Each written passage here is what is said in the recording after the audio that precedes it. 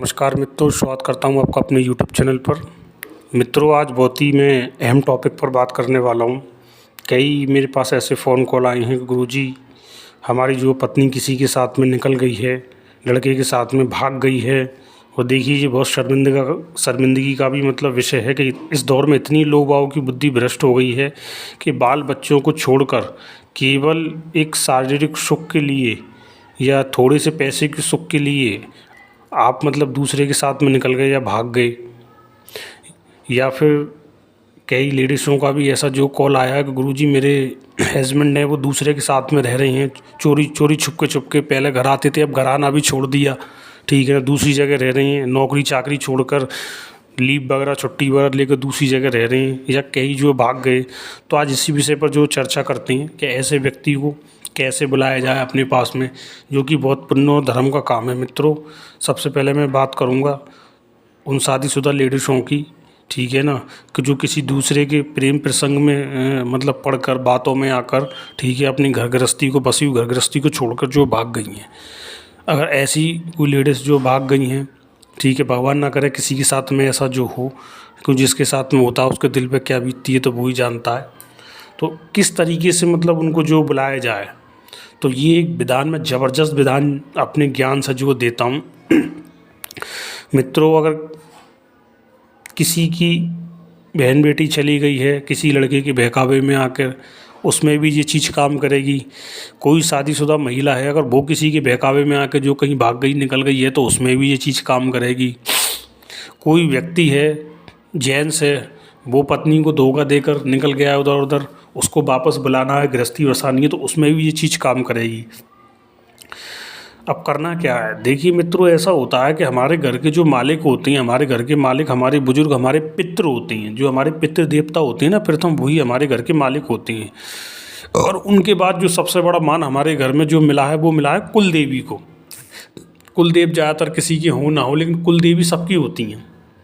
जब कभी किसी व्यक्ति के साथ में ऐसी घटना जो बन जाए, तो उसको चाहिए कि सबसे पहले अपने पितरों को उठावना कर ले, ठीक है। पितरों का उठावना करने के बाद में उनसे कह दे कि भाई मेरा ये कार्य वापस हो गया, मेरी पत्नी वापस आ गई, जब मेरे हस्बैंड वापस आ गए, तो हम आपको मतलब जी गंगा जी स्नान कराएंगे, भोजन कराएंगे और कन्या भोजन कराएंगे। ये पितरों को उठावना करते समय बोलवा दे अपने भगत या पंडित सर, ठीक है ना।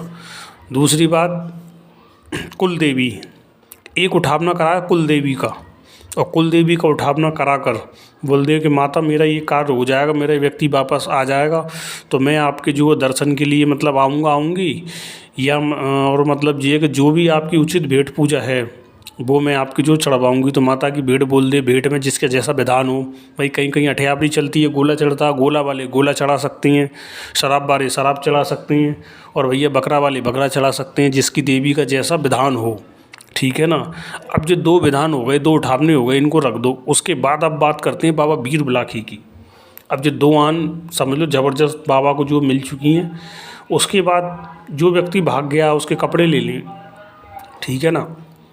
और कम से कम 11 जायफल, 11 लड्डू, 11 नींबू, 11 छुहारे, 11 पान लगे हुए और 11 लौंग के जोड़े, 11 बार उसके कपड़ों पर उसार कर, और बढ़िया सी जोत जला कर, कंडी की तेल की जोत कर ले, बढ़िया तेल या घी की, और फिर उसमें जो है सारी सामग्री जो डाल दे, ठीक है। जोत के लिए एक मतलब सूखा खोपरे का गोला भी उसमें डाले, धार डाले, और बोले बाबा कि जी व्यक्ति यहाँ कहीं भी हो, इस व्यक्ति को आप 1 महीने से सवा महीने के भीतर, 40 दिन के भीतर हमारे जो पास लेकर आइए, ठीक है ना। आपकी भेंट पूजा जो बनेगी हम जो देंगे। ये कार्य करने से बाबा अपना कार्य, उसकी खुशबू ले कपड़े की चल देगा, और जहाँ कहीं भी व्यक्ति होगा 40 दिन के भीतर में वो व्यक्ति आपके पास में आ जाएगा। लेकिन इस काम में एक चीज़ और भी है मित्रों, जब ये काम आप जो करते हो, तो इसमें क्या है कि आपकी पूर्ण निष्ठा होनी चाहिए, नंबर 1। दूसरा ये कि आप ईमानदार होने चाहिए।